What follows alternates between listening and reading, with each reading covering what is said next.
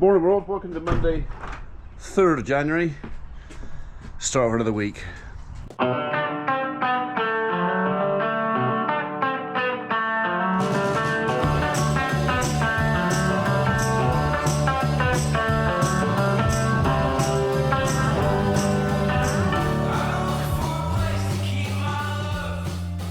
I've got two guys in the barn just putting the edge on the saws. It's easier to do it in the vise before I leave.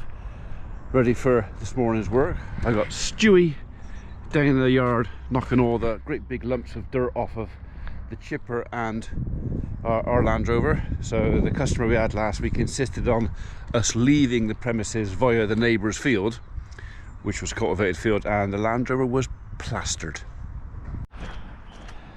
Is it coming off? It's not too bad, it's quite wet still. Is it?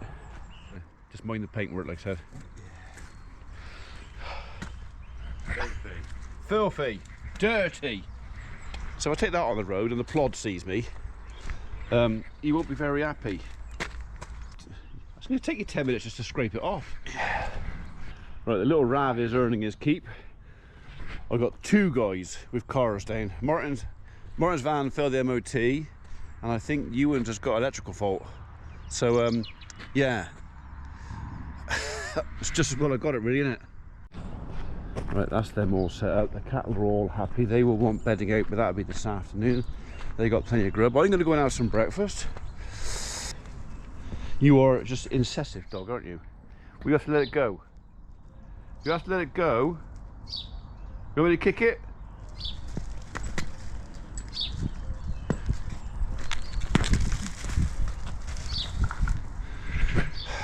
Ball mad.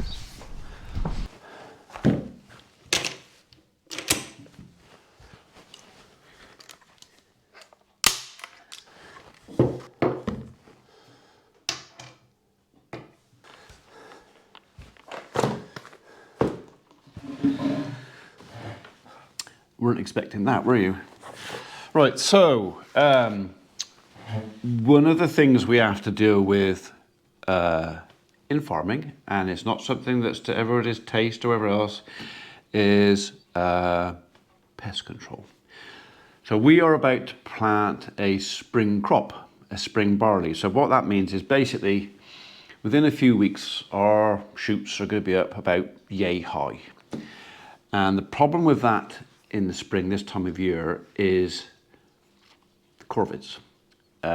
Jackdaws, rooks, not so much the crows, but jackdaws and rooks mainly. They will literally walk up a line of freshly sown, freshly emerged new plants, and they would just pull them out. And they just literally walk up the line, just pull them out. Not necessarily always to eat the grain. Sometimes they're searching for grubs that they think may have attached to the grain. But they can literally decimate a crop.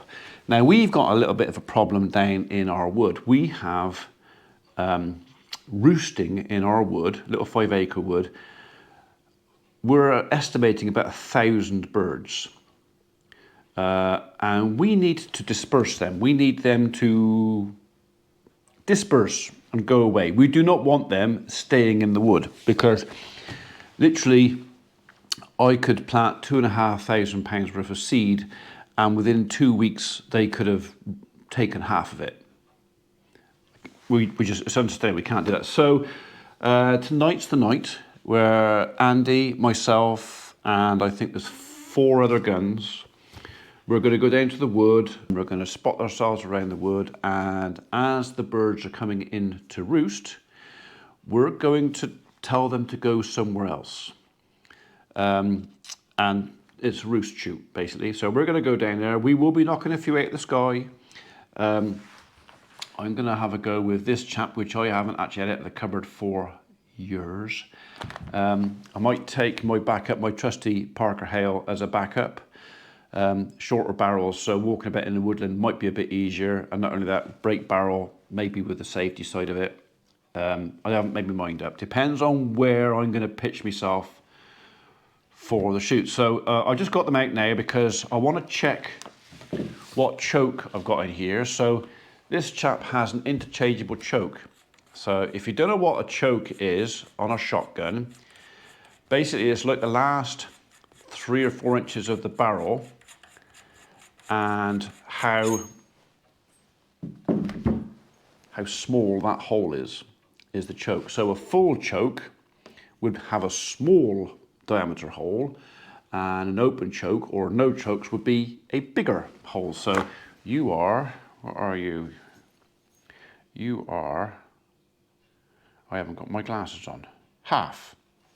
That's a half choke, which is actually the one I want, I think. So, but I could change that if I wanted to, what are you? I should get my glasses. Quarter. So yeah, there will be a subtle difference in the diameter and size of those two holes, and that determines the spread of the shot over a 30-40 meters. Right. So literally, all I'm going is just checking over stuff and making sure everything is done up tight, ship-shape, clean, lubricated, and set for what I want. So yeah, half choke. There's somebody in my yard. The dog is looking at somebody in my yard. So somebody walks through my door now and they go, "Ooh, gun." So right, so this fella, interchangeable choke, so I can change the choke as I want. This chap, fixed. This is sporting, so it's 1/2 and 3/4. So yeah, I can use both, but I'm kind of tempted to use the semi-auto. Just gonna dog it a minute. Right, so this is a 3-shot semi-auto. So basically, one up the spout and then a couple up inside there, and you've got 3 shots. And then when you fire, this thing flies back, it ejects the empty cartridge, puts a new one in, bang, bang, bang, you've got 3 shots. So as I have an FAC, firearms certificate, I could have a 5-shot version of this, but to be honest, I don't see the point, so I'm just going to stick with the 3. That will do. So, right, let's just take you apart.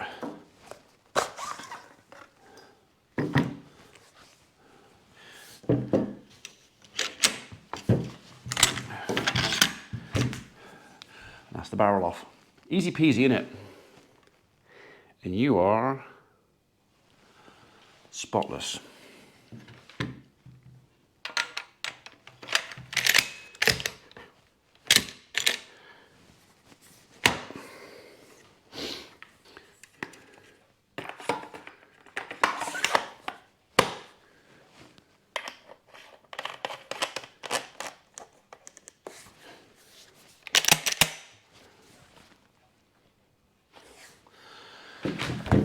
Right. Barrels in there also spotless. Right, so we'll put our snap caps back in. So these are snap caps. Use on here. Basically, what it means is I can release the pressure off the springs. This gun has not been fired for probably 18 months, and that one for possibly even longer. So yeah, I could probably do with a bit of practice. Right, I'm on my way to Mole Valley. I need a little cone cutter for my drill because I want to mount 2 cattle brushes. I found 2 more cattle brushes in the barn and they're no good in the box, so I might as well put them up. I was going to put them both on the north end, but I think I'm going to put one north and one south. Then if I get somebody who wants to hog it, then they can't hog both ends at the same time. So we're going to get a cone cutter. I think I'm also going to get myself another pair of fencing pliers where I'm there, because although I have numerous pairs of fencing pliers, there is about 4 pairs of fencing pliers at home, I can't find them. So the team borrows them and then they don't put them back, or they leave them on site, or they lose them, or they break them and don't tell me. So I'm going to go and buy myself maybe even 2 pairs. One to go in the van, because I like to keep some tools in here, and this is the vehicle I'm in most of the time, and one to go in the tractor. So yeah, and they'll stay there until light-fingered Piercy realises I got him, then he'll steal him. So he's good at that.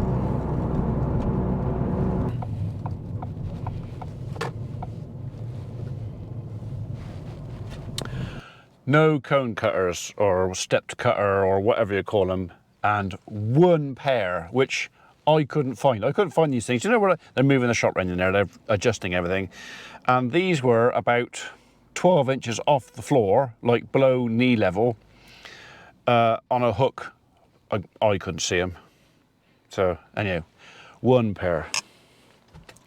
I might have to go to screw fix with this stuff. Right. Screw fix to the rescue. They had a couple, 22 quid each. 4 to 20 mil. That's plenty big enough. Right. You gonna let me out? Because I'm, hello? You couldn't look at the AFD. Oh, well, you could look at the AFD. You could. If you're in Germany. Right, we're in Thornbury. Reg was threatening to get out with the plough, so I think we're going to just nip over the A38 to the farm and go and see if he is on the plough. And I think while we're there, I might have a quick walk down the Woodland just to suss out tonight, you know, where we can put people. Because we're going to turn up about 4:15, get in there before the birds start coming in, and then probably be about 5:30, I expect, before they start. Might have to take a chair. We will encourage them to go elsewhere.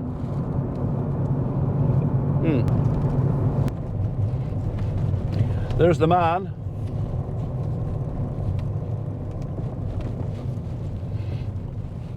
It's very convenient for him to open the gate like that, isn't it?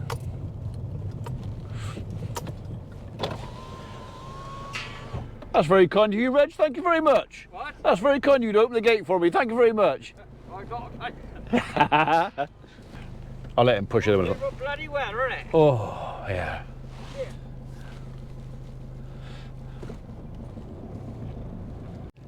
Obviously, a little bit of a late start. That'll be all right.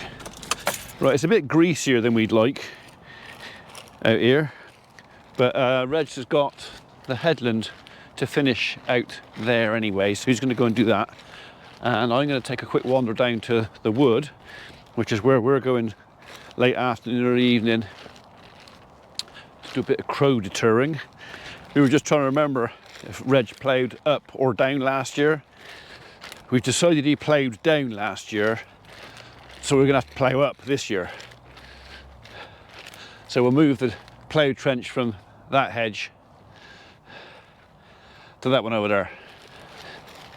So like I might have mentioned earlier, this shooting bit of the job is not going to appeal to everybody, and I get that, that's fair enough, but like I also said, if it costs me £600 in the seed just to drill that field, that's a rough number, and then all the birds come out of here and they pull out £400 worth of that seed, just makes the whole thing unviable.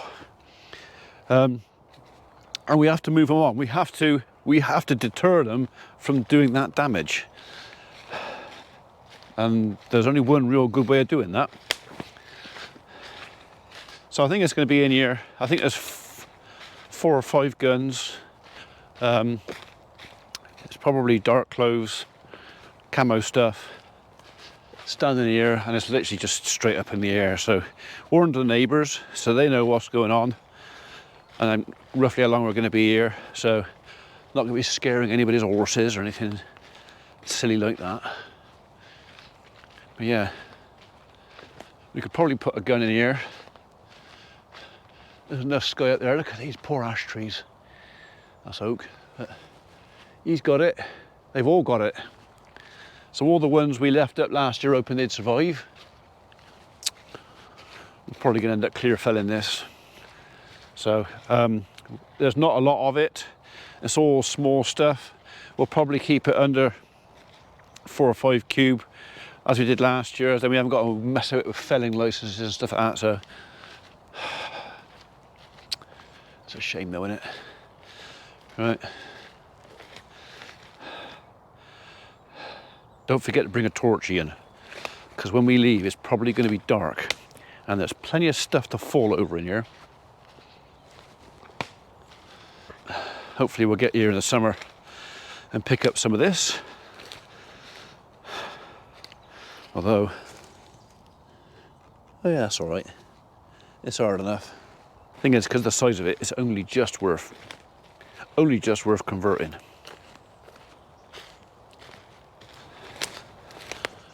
Right. It's the remains of the old pheasant release pen down here. About 10, 15 years ago, Dad was part of a local shooting syndicate and they wanted a release wood and they had this, but it is literally, really need to come in here and pull all this out. It's quite a bit of it. Another job for a dry day, preferably before all this grows 6 foot high and we can't see any of it. So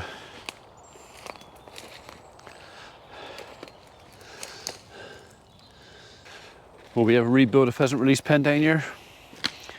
Probably not. Right, so that's a corner over there.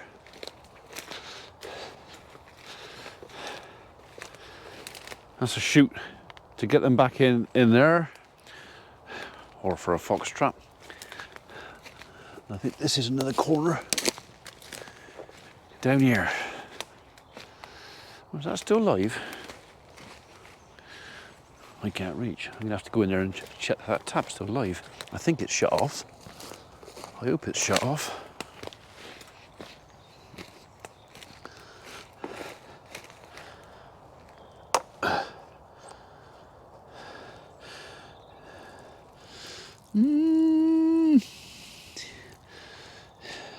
Yeah.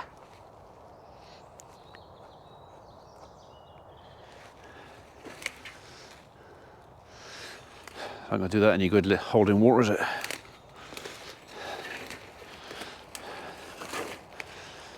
Am I going to be able to tip that over?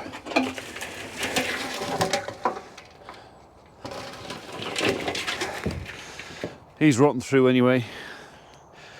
Very little use to man the beast. Right. You know, what are we playing them? Oh, we don't know. What's that? Nat King Cole. The pheasants like Nat King Cole. I was never much of a fan. Right, there's a regular track through here. So we have got muntjac.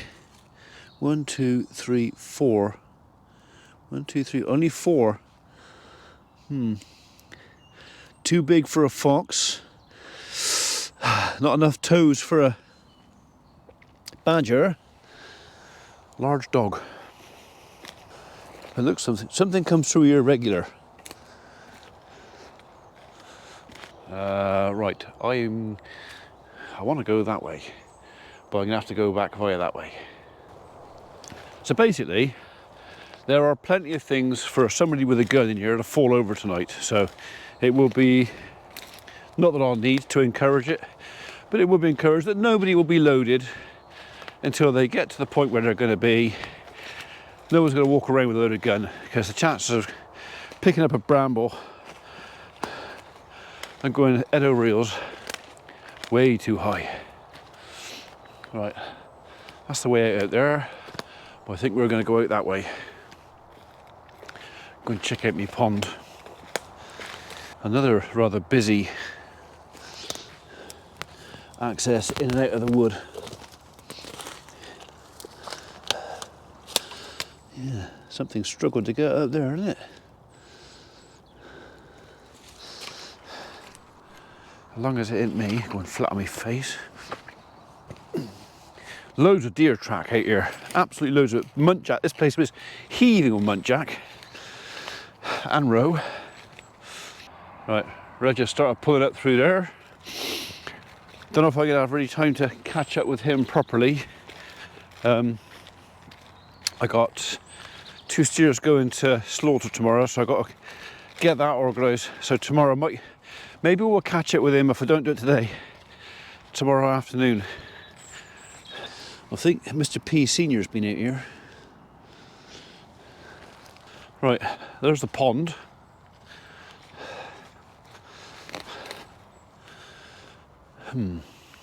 So, do we or don't we? There's a pipe over there that drains right across the field, and it has been mentioned by 1 or 2 saying, oh, it's a lovely, lovely newt pond. Could put some ducks on there, but I want the water level up a little bit, because I reckon this is going to dry up in the summer. So we might be maybe putting a little plug in the pipe over there. There's a ditch that goes that way, so we can still get away, just not higher. Yeah. Right, well, we'll make use of the other deer highway.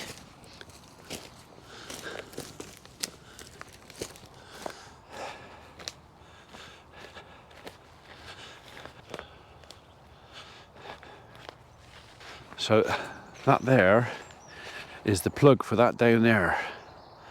So, and that pipe there is the end of the drain that I put up to that corner there. We used to have a very wet patch up through there, but I think while I'm here, we'll put the plug in.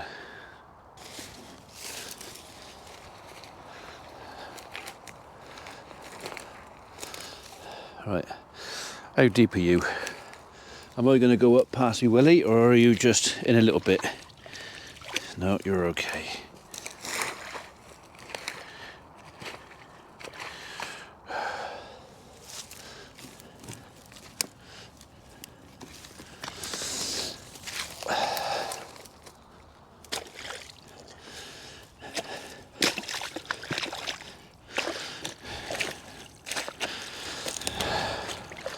Right, that's that done. Next time we come down, we'll see if the water level's gone up at all. It's still going to seep out of there, but it won't run. You can still see the water flowing that way. It is still going. I might have to come down with a spade and make a better job of that. Yeah, it's still being drawn that way. Well, we slowed it down. That's all I could do with wellies. I didn't fancy getting my hands in there. I wasn't feeling brave enough. It's cold and wet. There you go. He's finished at our field. Looks like he's going to do this one then.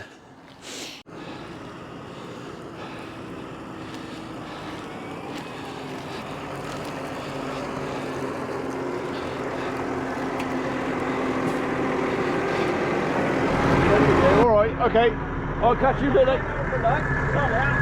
All right. All right, mate. Right, I'll catch you later. I'll let you do your business in private. What? I'll let you do your business in private. I'll see you later. He's got 2 cups of coffee to get rid of before he starts.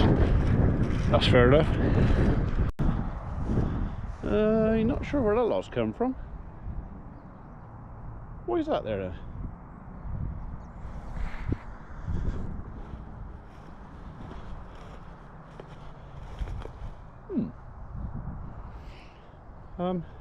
Yeah. I don't know who put that there. I'll have to ask a question. Right, well, I'm going to see if Will's taken the fence up, because the sheep went Saturday or Sunday and he hadn't. No, it's still there. So, well, that's all right. I'm in no desperate rush to get out there. Sheep have tidied that up.